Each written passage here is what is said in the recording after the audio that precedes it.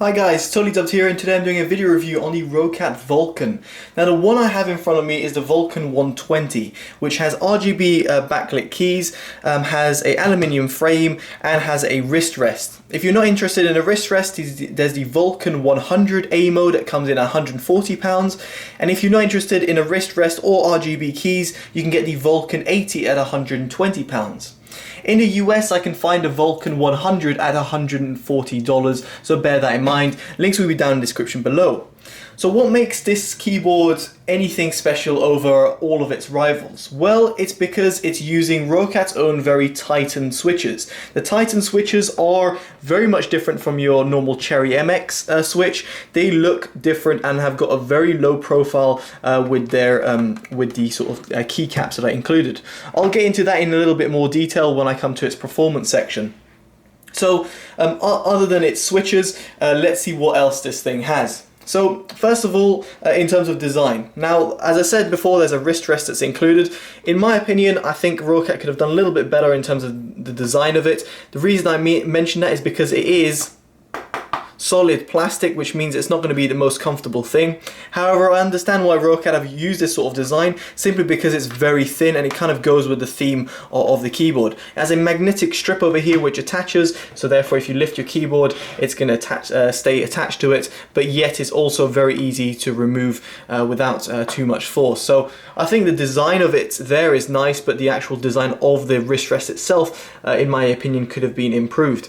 Now, the keyboard itself rests on a sort of aluminium sort of plate. It means that you've got absolutely no keyboard flex, so no matter how you try and twist it or turn it or bash and rage about it, it's not going to shift. Now the keys are backlit, illuminated. They've got RGB keys. As I mentioned before, the Vulcan 80 has no RGB keys and it's limited to blue only. All of these keys can be adjusted individually or via sort of a wave. So for example, I'm using a wave function right now via the Swarm software, and I'll show you that in a bit. You can also have it on the Aimo mode, which basically looks at what you've got on your PC and kind of matches it to what you're seeing to what you can get in terms of elimination. Personally, I didn't find that to really work that well, and to be quite honest, I quite like this sort of wave function on RGB keyboards. Now, the keyboard itself has a variety of different functions built in. Via the FN key, you can access different media controls and different profiles. So from FN to F1 and F4, you've got 4 profiles. Then you've got your desktop, browser, email, calculator, and then media controls, previous, next, and play, pause, and stop. You've also got dedicated game mode over here, or dedicated within the scroll lock via the FN. You can press game mode over here, and it will disable the Windows key, and then disable it again, and then the Windows key opens it up again. And then you've got 6 macro keys, again, that can be all used via the FN key, so you can just press them once.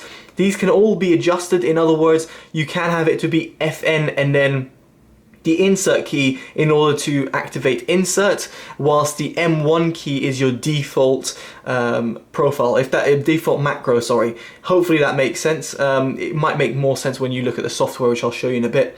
At the top right hand side, you'll be able to see that there is 3 buttons, and these are also controlled via volume wheel. So the buttons itself have a nice sort of clicky sound to them.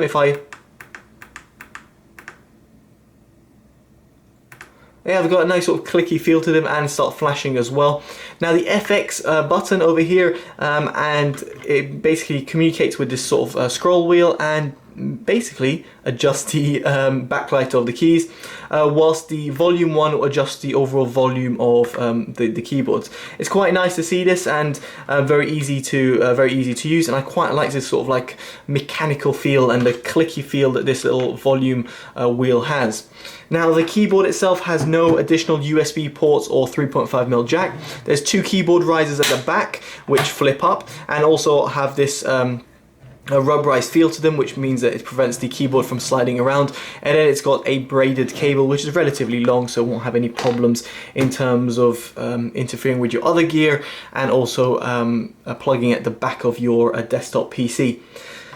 Now, the most important thing is the performance of the keys. So I've talked a lot about how the keys are. They do look different. If I pop off a keycap, I'm going to show you how the the actual key switch looks like itself.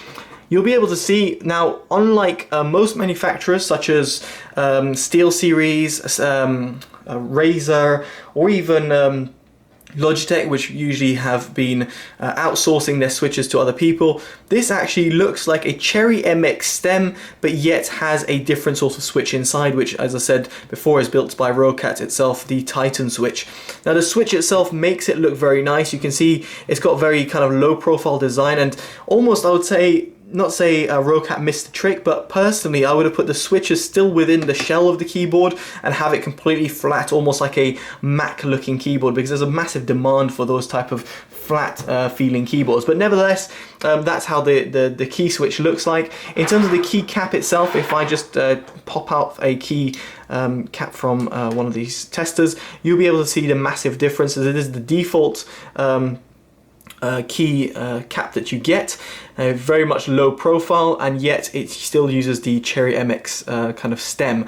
So impressed with that. The keycap itself is not that well built. It's not a double shot ABS plastic, for example, but it will do. I think over time what you'll need to do is replace it, and the good thing is, yes, you can put Cherry MX switch on it and have it work. Now I can't say that it's going to work for every key, although there's a nice sort of spacing between them. I don't know how it will work with that, but nevertheless it is something you can replace if things were to go sort of pear-shaped with your keyboard over time. Now I've been using my keyboard, my Logitech G710 Plus, God, I almost lost the name of it, yeah, the keys kind of disintegrated because they're kind of like made like this. They're not the best of qualities. Nevertheless, you can replace that.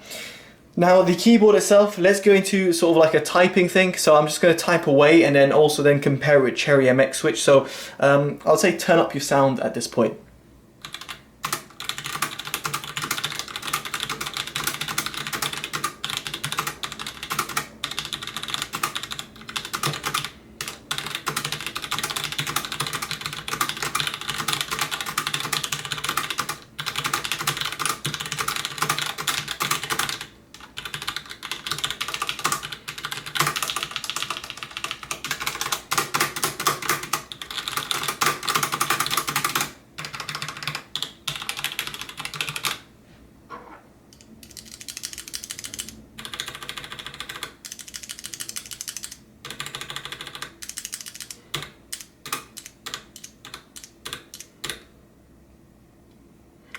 Right, so there we go, bringing you back. The reason I'm giving you a little thumbs up just to notify that we've finished the sort of listening test.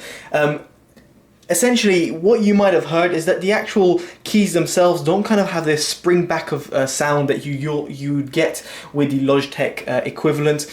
You get a nice feel as well. It's got a tactile feel to it, very much like a Cherry MX Brown, which is the one that I was demonstrating against. And to me, I actually didn't really miss my Cherry MX Brown keyboard when I was typing on this, whilst other keyboards that I've come across in the past that kind of replicate a Cherry MX feel just don't feel like the actual key itself, whilst this, on the other hand, feels fantastic. So in terms of non-Cherry MX boards go, I think this is among the best that I've ever actually typed or even gamed on. And given the fact it's got the RGB lighting and all the customizations, it really comes down to personal preference or even the pricing of it. So to round off the video, before I get into a conclusion, I do want to just quickly point out the software and just showcase it to you guys so you guys can see what I was talking about before. So the software itself has a dedicated Aimo function, which you can adjust the different settings. Personally, as I said, the Aimo function didn't really work well, and yes, I know it's disabled right now. There's reasons behind that. The Vulcan 120 Aimo tab brings different things. So for example, you've got sound feedback, which is kind of artificial but funny. You've got character repeats, which you can change as well. Key assignments, so as I was saying before, the key assignments, you can change the default of it. So you can, move these around. Rather than the default being F1, you can have it to profile 1, so when you press it on the top without the F key, you can have that. And in the key eliminations, as I mentioned, you've got a variety of different things and custom option, which allows you to customize it to your heart's content. And as I said over here, you can apply it and then it will apply to the keyboard at the bottom. So overall, I must say I've got no sort of complaints to say about the keyboard's performance or the software, and I must say I do really like the keyboard. However, it is expensive. £150 is not cheap, and personally, if I was in the market for a £150 keyboard, I would opt for a Cherry MX Switch keyboard, which has dedicated macro keys on the side. However, if you want to look a little bit different, you want something a bit different from the ordinary, then this Roccat keyboard is absolutely fantastic. And especially if it drops in price a little bit, I can definitely see myself actively recommending it. So there we go, guys. I've been Totally Dubbed. Hopefully you've enjoyed this review. Make sure you give it a like, comment, subscribe, favorite and share and all that good stuff. Take care, guys. Totally Dubbed out.